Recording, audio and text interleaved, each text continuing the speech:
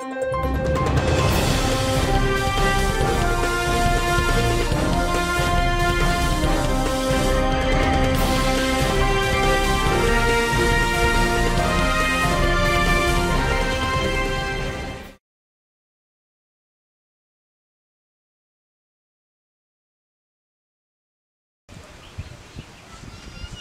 musique togolaise, en général, c'est un grand problème. Peut-être que je vais vous faire un peu l'histoire, mais je ne la maîtrise pas certainement mieux que vous. C'est depuis l'époque des Bella Bello, surtout de quelqu'un, Ouït Hassan, Grégoire Lawani. C'est le même système. Vous voyez un peu. Dès lors que Sylvanus Olympio, le père de l'indépendance, a été fauché, c'était un homme très ouvert. Et en ce moment, vous allez remarquer que les Ouït Hassan, même les Manu Dibango, les Bella Bello, tout ça là, les Kodjo Djanka justement. Donc il y avait vraiment de la musique. Mais depuis que la France n'a pas voulu, le colon n'a pas voulu, il a voulu maintenir et qu'il a amené juste quelqu'un pour se faire représenter, c'est exactement comme un maton. Il n'a que faire de la culture parce qu'il ne comprend pas ce que c'est. Même le sport, il l'avait négligé. Donc du coup, surtout le monde de la musique vit ce qu'on a vécu depuis l'arrivée des Adema. Et si vous voulez bien comprendre le monde de la musique, écoutez beaucoup Ouït Hassan, je vous le recommande beaucoup. Vous allez remarquer que c'est ça, c'est le même système. La musique, elle n'a jamais existé, mais les artistes ont existé, c'est des artistes de talent, de renom. Mais qu'est-ce qu'on fait? Toute grande intelligence est difficilement soumise. Une grande intelligence, quand elle est artiste, ne peut pas se coucher. Ça, c'est clair. Maintenant, qu'est-ce qui se passe? Comme ils sont ça, ils nous dérangent, qu'est-ce qu'on fait? On crée nous-mêmes nos artistes. On crée. Et quand on crée, il y a ce qu'on appelle publicité, c'est une cible. Quand on entoure, on matraque matin, midi, soir, c'est fini. À l'époque, les gens étaient totalement censurés. Je ne parle pas de mon cas plusieurs fois. Mais avec l'arrivée de Fort, il y a eu une dynamique, c'est quoi? On ne vous censure plus, mais on crée des artistes. Vous voyez? Donc ça, c'est une dynamique, ça fait une chose. Et puis, généralement, vous allez remarquer que c'est des jeunes même qui ne se mettent, ils ne s'y connaissent même pas dans l'art. Vous avez de grands artistes qui ne savent même pas dans quelle gamme ils chantent. Est-ce que je mens? C'est des artistes, tu ne vas jamais entendre qu'il est allé sur un festival international et qu'il a joué, quelqu'un a dit que ah tiens, ça c'est artiste. Non. Vous voyez, donc, le pouvoir même a essayé de créer ça. Surtout vers la fin, il y a des mains et surtout ça s'est renforcé avec l'arrivée du Fort. Et c'est ça. Donc en réalité, ce n'est pas des artistes qu'il n'y en a pas. Il y a des artistes. Ils sont obligés d'être bloqués. Maintenant, il n'y a que ce qu'eux-mêmes avaient créé qui tantôt peut aller contre eux, mais tantôt revient. C'est du n'importe quoi, c'est de la médiocrité, ou pratiquement de l'imbécilité. Tant que ce pouvoir ne part pas, ça sera ça. Un artiste d'abord qui a du mal à dire ce qu'il pense. Un artiste qui peut faire la panigérie d'un pouvoir comme celui-ci. Un artiste qui ne peut pas dire ceci c'est ça, ceci c'est pas ça. Avant même, puisque un artiste c'est une personne complète. Puis elle voyage pour aller chercher. C'est comme un chercheur. Elle voyage. Mais regardez un peu ce que c'est de la salade. C'est de la salade. Avec un truc qu'on conçoit à la présidence pour ces artistes, ils viennent au moins quand ceux qui n'ont pas la chance de pouvoir sortir ou totalement nul, ça ne peut pas tenir, où il n'y a pas quelqu'un du pouvoir derrière pour mettre de l'argent. Ça vient là-bas à la présidence, ça prend quelque chose, ils appellent ça regard, mais puis c'est fini. Et ça ne fait que tuer. Ça tue l'âme, l'essence même d'une nation. Parce que la culture, c'est l'essence, c'est l'âme d'une nation. Vous voyez un peu. Donc, oh, dire la musique togolaise, oui, elle a l'image de RPT uni. Le jour où ce machin va tomber, vous verrez que des trucs vont sortir, il y a des gens. Donc vous souhaitez que bon, le régime tombe? Je ne veux que le bien pour mon peuple. Si moi je suis artiste, je suis censuré. Je n'ai pas de droit de scène. Ça, c'est la moindre des choses que, intelligemment, nous avons proposé à ce pouvoir depuis les années 2010 ou 2012. Avec le feu président du Sariak, M. Adé aussi. Le droit de scène. On a tenu des trucs ici, à Daouba et autres. On a parlé, j'ai parlé de ça. Quand il n'y a pas de droit de scène, comme un artiste vit. Comment on peut dire que les artistes peuvent seulement aller jouer à l'Omédou? Quand il y a banquier, il y a ceci, ça c'est pas le travail d'un artiste. On ne fabrique pas des artistes. Donc, en fait, ils sont en train de tuer le peuple. Oui, moi je veux qu'il y ait une bonne gouvernance.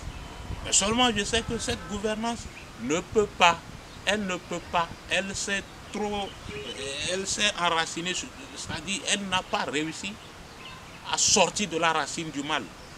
Donc ça sera impossible, parce que pour eux les artistes c'est des amuseurs publics. Un artiste pour eux c'est un amuseur public.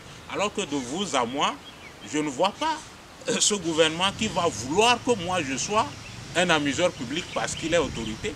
Puisque juste là, il n'y a aucun scanner qu'on a mis pour évaluer nos consciences intellectuelles. Peut-être que lui, il aurait plus à apprendre de moi. Vous comprenez? Et il faut que ça soit ainsi parce que des artistes, ça va toujours naître. Chaque jour que des enfants naissent, il naît des artistes. Il naît des professeurs Raoul, il naît des Einstein. C'est comme ça. Et quand un gouvernement ne comprend pas que c'est avec le génie qu'on construit une nation,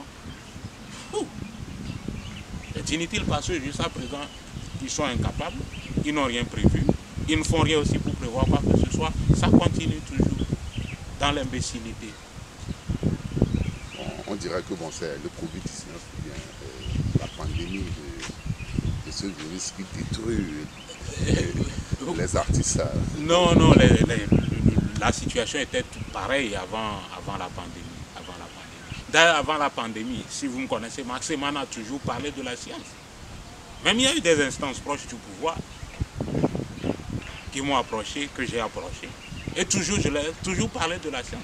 S'ils ont bonne mémoire aujourd'hui, ils comprendront ce que j'ai dit.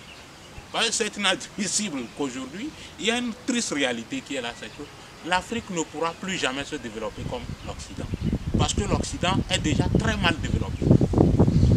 Donc pour nous développer aujourd'hui, étant donné qu'on a un taux de fécondité élevé, il faut aller à la nanotechnologie. Donc c'est la science. Il faut des laboratoires un peu partout. Aujourd'hui, on n'aurait pas peur du Covid-19. On parle d'une molécule d'ARN monocaténaire, un peu comme celle du VIH. Les ARN, c'est quoi? C'est eux qui se transcrivent en ADN. Et nous ne sommes que ça. Quand nous nous voyons matière, on pense que nous sommes qu'un amas de virus à l'intérieur et à l'extérieur. Maintenant, s'il y a un virus, c'est que déjà, on a pu trouver ce virus, comme ils sont chez nous, lui, il est nuisible, et qu'on a pu trouver qu'il y a une substance qui a un effet sur lui, et que c'est un grand chercheur comme le professeur Raoul qui le dit, c'est de l'avantage pour l'Afrique. Un vrai dirigeant africain, quand il a la tête, il réfléchit, il est vraiment intelligent. Il n'a même pas besoin d'alentour, hein. Il réfléchit lui-même, il comprend que même. Si c'est la chloroquine qui agit sur ceci-là, et qu'un professeur le conteste, la teste, et que ce professeur a fait des essais cliniques, et que c'est ça, mais nous faisons quoi? Moi, mon peuple, il est bouffé chaque jour par des moustiques, et que tous les citoyens potentiellement ce plasmodium à l'intérieur du corps. Donc ça veut dire que ça l'affaiblit, et que ce virus peut s'installer. Qu'est-ce que je fais? Je distribue de la chloroquine à toute la population, pour au moins renforcer l'immunité. Chacun va qu'à ses occupations en respectant les mesures barrières. Et c'est fini, c'est plus facile de détecter ceux qui feront la maladie. Et le professeur le dit encore, l'efficacité de la chloroquine, c'est au début. Imaginez, depuis 2 ou 3 jours, on nous dit au Togo ici, que les nouveaux cas contaminés sont des cas suspects. Un cas suspect qui doit attendre 15 jours pour être malade avant qu'on le soit. Imaginez si ce cas suspect, vous prenez déjà cette chloroquine, c'est qu'elle ne le manifeste plus. Je ne sais pas si vous voyez un peu. Ce n'est pas moi qui le dis, c'est un chercheur qui le dit. Et ce chercheur est crédible. Donc on est là, on attend ces histoires de l'OMS, on attend ceci, on attend cela. C'est d'être ok. Ce n'est pas parce qu'ils attendent l'OMS, c'est qu'ils sont incapables de penser rationnel. Et maintenant, comme ils n'ont jamais gagné proprement des élections, ils n'organisent jamais vraiment les élections, ils attendent le soutien, donc ils ont peur, ils ne veulent pas blesser, ils ne veulent pas toucher. La preuve, regardez le président malgache, je l'ai dit, ça n'a même pas eu 2 semaines, il l'a fait, le Covid organique. Il soigne ses populations.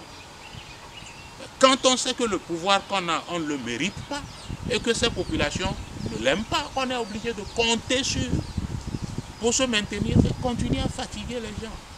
Difficilement les gens mangent. Il faut fermer tout à 20 h. De surcroît, il faut les taper, parce que j'évoquais ces histoires de sanitaire. Dans une seule maison, on a plus de 50 personnes qui utilisent un seul WC ou bien une seule douche. Il y en a qui n'en ont même pas. Et effectivement, qui sortaient pour aller aux toilettes, on les a tapés, on les a tués. Vous comprenez? C'est des toqués qui nous dirigent, excusez-moi. Et comme ça ne réfléchit pas. Ça mange, ça boit, ça baisse, ça dort, point final. Il faut tout faire pour maintenir ça comme des animaux. Et le reste, on s'en fout.